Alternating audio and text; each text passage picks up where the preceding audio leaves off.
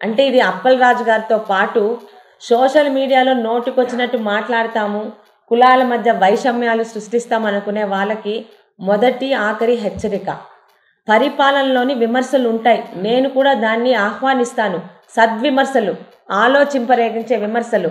మేము చెప్పిన హామీలు ఏమన్నా అమలు జరగకపోయినా, 6-7 ఏళ్ళప్పుడు కూడా ఎటువంటి నేను చెయ్యకపోయినా హుందాగా ప్రెస్ మీట్ చెప్పి పెట్టండి. ఏమ్మా శిరీషమ్మ, పలాస మున్సిపాలిటీలో శానిటరీ అన్నావు, ఏది ఇంకా మొదలవ్వలేదు. మంచినీరు ఇస్తా అన్నావు, మొదలవ్వలేదు.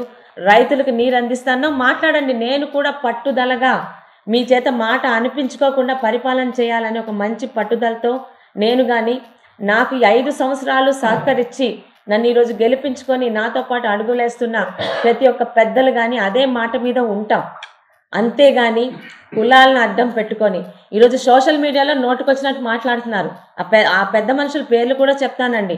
ఒక ఆయన పేరేంటండి, పివి సతీష్ గారు కానీ, ఒక తూముల శ్రీను అన్న వ్యక్తి కానీ, ముఖ్యంగా రాజా శ్రీకాంత్ అని కానీ ఇంకా 2-3 ఉన్నారు. నోటికొచ్చినట్టు మాట్లాడిన దానికి ఎవరైనా ఎందుకు మాట్లాడారంటే మన కులాల మీద దాడి చేసేస్తున్నారని అక్కడ గాంధీ మహాత్ములు ఒకరు కూర్చొని ఉన్నారు మన సెంటర్లో. అక్కడ నిల్చొని వికృత చేష్టలు చేయడం. చాలా స్పష్టంగా చెప్తున్నాను, సేఫ్ పలాస, సేవ్ పలాస.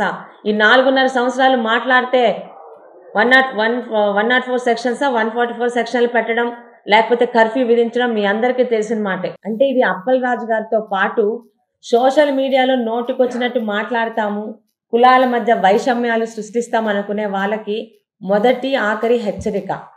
పరిపాలనలోని విమర్శలు ఉంటాయి, నేను కూడా దాన్ని ఆహ్వానిస్తాను.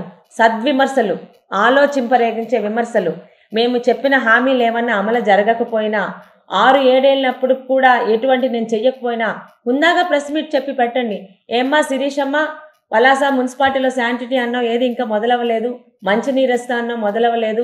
రైతులకు నీరు అందిస్తానో మాట్లాడండి. నేను కూడా పట్టుదలగా మీ చేత మాట అనిపించుకోకుండా పరిపాలన చేయాలని ఒక మంచి పట్టుదలతో నేను కానీ, నాకు ఈ 5 సంవత్సరాలు సహకరించి నన్ను ఈరోజు గెలిపించుకొని నాతో పాటు అడుగులేస్తున్న ప్రతి ఒక్క పెద్దలు కానీ అదే మాట మీద ఉంటాం.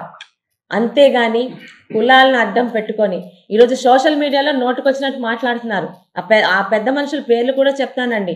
ఒక ఆయన పేరేంటండి, పివి సతీష్ గారు కానీ, ఒక తూముల శ్రీను అన్న వ్యక్తి కానీ, ముఖ్యంగా రాజా శ్రీకాంత్ అని కానీ ఇంకా 2-3 ఉన్నారు.